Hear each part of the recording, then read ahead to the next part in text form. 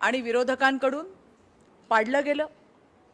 राज्यामधलं जर तुम्ही म्हणाल तर त्यामध्ये सहभागी होते उबाठा, ठाकरेंचा शिवसेनेचा गट, त्याचबरोबरीने शरद पवारांची राष्ट्रवादी, हेही त्या विरोधामध्ये सामील होते।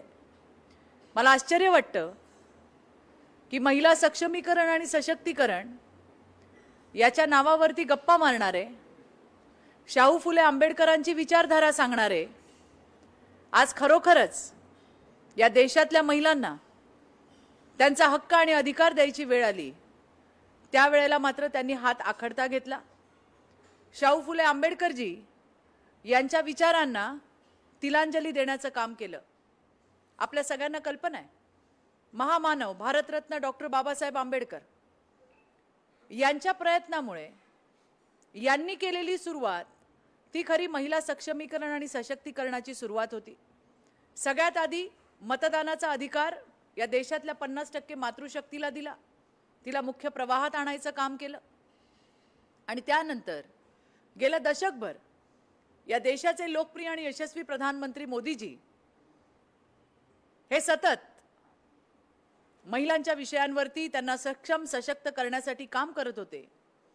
आज त्याच्यावरती कळस म्हणजे 33% आरक्षण देशातल्या महिलांना मिळणार होतं। देशातलं सर्वोच्च सभागृह असणाऱ्या संसद भवनामध्ये, पार्लमेंटमध्ये आज 33% महिलांचा आवाज गुंजणार होता। या देशातल्या प्रत्येक राज्याच्या विधानसभेमध्ये 33% महिलांचा आवाज गुंजणार होता। परंतु ज्या पद्धतीने या विधेयकाला विरोध झाला, हे बघता हे फक्त विधेयक पाडलं नाही तर देशातल्या करोडो महिलांच्या स्वप्नाचा चक्काचूर करायचं काम, त्यांना पायदळी तुडवण्याचं काम केलं गेलं। मला असं दुर्दैव आहे आणि वाईट वाटतंय की याला राज्यातल्या देशातल्या ज्या महिला सांसद यांनी विरोध केला त्या कोण होत्या? त्या होत्या कुणाची तरी मुलगी, कुणाची तरी पत्नी, कुणाची तरी बहीण, ज्यांना राजकीय पार्श्वभूमी आहे, ज्यांना कधी आमच्यासारखा सर्वसामान्य महिलांसारखा संघर्ष करावाच लागला नाही, रस्त्यावर येण्याची त्यांच्यावरती कधी वेळ आली नाही, कारण त्या जेव्हा जन्माला आल्या तेव्हाच त्या आरक्षण घेऊन आल्या होत्या। आणि मग त्याच्यामध्ये राज्यामधल्या बारामतीची आमची मोठी ताई सुप्रिया सुळे असेल, त्या ठिकाणी सोलापूरची प्रणिती शिंदे असेल, या आल्यात त्यांच्या वडिलांच्या कर्तृत्वामुळे। जेव्हा जन्माला आल्या तेव्हाच आरक्षण घेऊन आल्या होत्या। आज या देशातली सर्वसामान्य महिला ही त्या सर्वोच्च सभागृहामध्ये आपला आवाज उठवणार होती, देशातल्या प्रत्येक राज्याच्या विधानसभेमध्ये आवाज उठवणार होती। परंतु यांना ते नको होतं। यांचा जो महिलांच्या मानसिकतेविरोधाचा जो चेहरा आहे तो त्या ठिकाणी समोर आला। यांच्या चेहऱ्यावरचा बुरखा जो आहे तो त्या ठिकाणी टराटरा फाटलेला आहे। आता आमची जी लढाई आहे ही थेट लढाई आहे। या देशातल्या महिलांना त्यांचा शत्रू कोण आहे, त्यांच्या संधीच्या आड येणारे कोण आहेत, यांचे चेहरे आता स्पष्ट दिसलेत। एका बाजूला म्हणायचं की आमचा आरक्षणाला पाठिंबा आहे, दुसरीकडे म्हणायचं आम्हाला डिलिमिटेशन नकोय, एका ठिकाणी म्हणायचं आमचा आरक्षणाला पाठिंबा आहे पण काही ना काही प्रश्न त्या ठिकाणी उपस्थित करायचे। मला आश्चर्य वाटतं, राज्याचे सन्माननीय मुख्यमंत्री देवेंद्रजी फडणवीस यांनी परवा अतिशय व्यवस्थित सर्वसाधारण लोकांना समजेल अशा सोप्या भाषेमध्ये 2023ला काय झालं आणि आता काय होतंय याच्या बाबतची स्पष्टता दिली। असं असताना सुद्धा विविध रत्ने मिळवलेले ज्या सांसद आहेत त्या म्हणतात आम्हाला डिबेट करायचं आहे, आम्हाला चर्चा करायची आहे। त्यावरही राज्याच्या सन्माननीय मुख्यमंत्र्यांनी सांगितलं मी डिबेटला तयार आहे।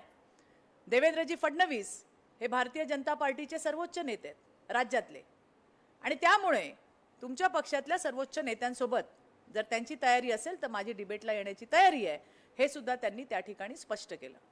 संसदेमध्ये काम करणाऱ्या, विविध रत्न मिळवणाऱ्या या आपल्या सांसदांना देवेंद्रजींनी सोप्या भाषेत घेतलेली सुद्धा प्रेस समजत नसेल तर या नक्की तिथं काय करतात हा माझ्यासह लाखो महिलांना, करोडो महिलांना पडलेला प्रश्न आहे. काही जण विचारतात 2023ला आरक्षण बिल पास झालं, मग आता काय गरज आहे?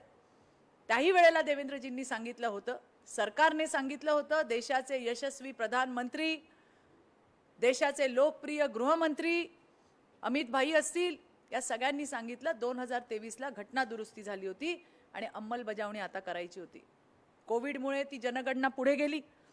त्याचं पुनर्विभाजन कधी होईल आणि कधी त्या ठिकाणी आरक्षण लागू होईल, त्यामुळे महिलांना लवकरात लवकर त्यांचा अधिकार मिळावा यासाठी ही प्रक्रिया वेगाने पूर्ण करायची होती आणि म्हणून संसदेने हा निर्णय घेतला.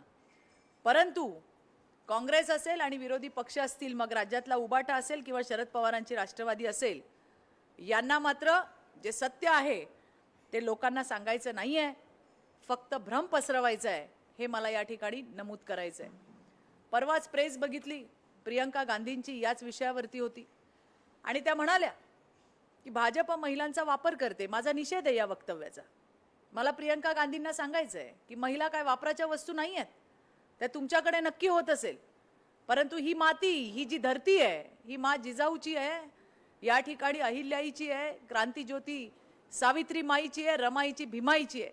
आणि या मातीमध्ये शक्ती आणि त्याग आणि नेतृत्व, शक्ती, त्याग आणि नेतृत्व या मातीमध्ये आहे आणि त्यामुळे महिलांचा वापर केला जातो. हा जो शब्द वापरला गेला त्याला या देशातल्या महिला कधीही माफ करणार नाहीत, हेही मला या ठिकाणी सांगायचं आहे. काँग्रेसची नीती, विरोधी पक्षांची नीती आपण बघितली की महिलांबद्दल फक्त बोलायचं, आम्ही हे करणार, आम्ही ते करणार.